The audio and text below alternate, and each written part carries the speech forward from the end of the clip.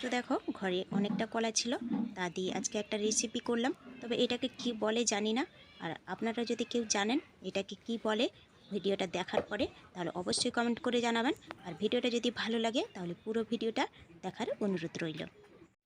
ভিডিওটি শুরু করার আগে আমার চ্যানেলে যদি নতুন কোনো বন্ধু হয়ে থাকেন চ্যানেলটিকে সাবস্ক্রাইব করে পাশে থাকা বেল আইকনটি প্রেস করে নেবেন। নমস্কার বন্ধুরা, কেমন আছেন সবাই? আমি ভালো আছি, আশা করি আপনারাও ভালো আছেন। আজকে আবারও একটা নতুন ভিডিও নিয়ে চলে এসেছি পাঁচ ফোড়নে। তো ঘরে অনেকটাই কলা জমেছিল, কলা ঘরে কাঁধে পড়েছিল।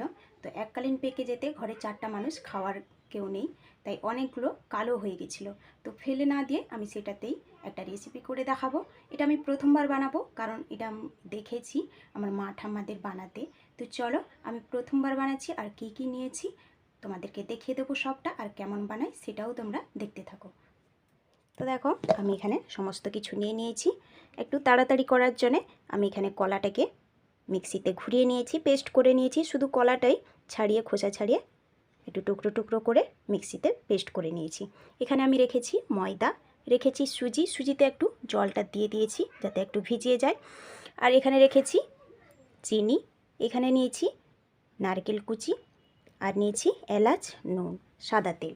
তো চলো এটা আমি একটা ব্যাটার তৈরি করে নেব। তার জন্য একটা পাত্র নিয়ে নেব বা জায়গা। তো দেখো প্রথমে আমি ঢেলে নেব, পেস্ট করে রেখেছিলাম ওটা আমি ঢেলে নিলাম। আমি ঢেলে নিয়েছি।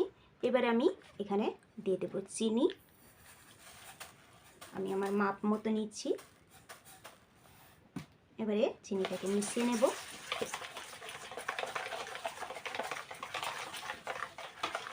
এবারে এখানে দিয়ে দেব সুজি ভিজিয়ে রেখেছিলাম আগে থেকে, ওটাই আমি দিয়ে দিলাম।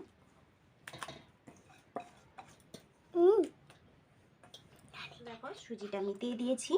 এবারে আমি দেব ময়দা।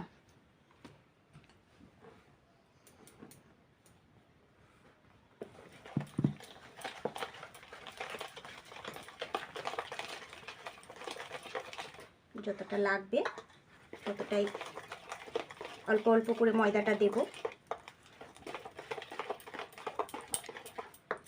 দিয়ে দেবো আমি কুচিয়ে রাখা নারকেল। আপনারা কুড়িয়েও নিতে পারেন, কোড়াও নিতে পারেন, কিন্তু আমি একটু কুচিয়ে নিয়েছি যাতে মুখে পড়লে ভালো লাগবে।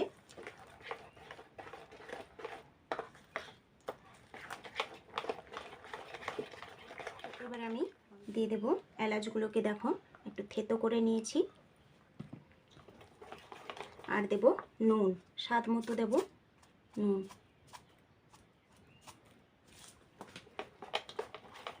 আরও একটু ময়দা লাগবে, আমি দিয়ে দেব। পুরোটাই লেগে যাবে। এবারে আমি ভালো করে মিশিয়ে নেব। এখানে কিন্তু জল দেওয়া যাবে না, তাহলে কিন্তু পাতলা হয়ে যাবে ব্যাটারটা। এটা ঘন একটা মোটা ব্যাটার করে মিশিয়ে নিয়েছি। এবারে আমি এটাকে ঢাকা দিয়ে রেখে দেব 15 থেকে 20 মিনিটের মতো। আমি কিন্তু ঢাকা দিয়ে রেখে দিচ্ছি। এবার আমি হাত ধুয়ে উনানটা ধরিয়ে নেব। তো আমি হাত ধুয়ে উনুনটা ধরিয়ে নিয়েছি। কড়াই চাপিয়ে দিয়ে আমি ঢেলে দিচ্ছি তেল।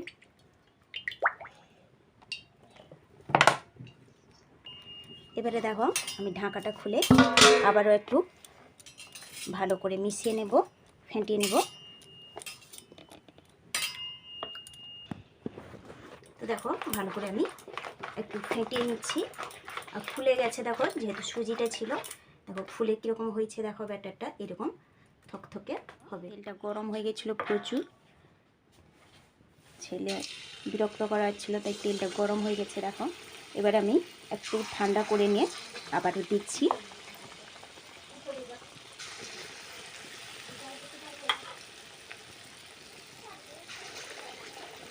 এরকম জড়িয়ে গেছিলো, একটু হাতা দিয়ে করে দিলে কিন্তু ছেড়ে যাবে সুন্দর। এখানে কিন্তু জালটা কিন্তু একদম হালকাতে রাখতে হবে, নাহলে কলা আছে যেহেতু লেগে যাবে, পুড়ে যাবে সঙ্গে সঙ্গে। ফুলে যাচ্ছে, এগুলো হয়ে গেছে, আমি তুলে নেব। এগুলো খেতেও কিন্তু সুন্দর সুন্দর ফুলে যাবে। এখানে কিন্তু কোনো রকম খাওয়ার সোডা দিইনি, বেকিং পাউডার, খাওয়া সোডা কোনো কিছুই ইউজ করিনি, তবুও ফুলে যাবে সুন্দর। তুলে নেব এবারে। এইরকম কিন্তু আমি সবগুলো ভেজে নিয়ে তৈরি করা হয়ে গেছে। আমি কিছুটা প্লেটে নিয়ে নিয়েছি, দেখো আর কতটা সুন্দর হয়েছে, দেখো নরমও হয়েছে। দেখো এটা আমি কেটে দেখাচ্ছি তোমাদেরকে, এই দেখো কতটা সুন্দর হয়েছে, দেখো ভেতরেও।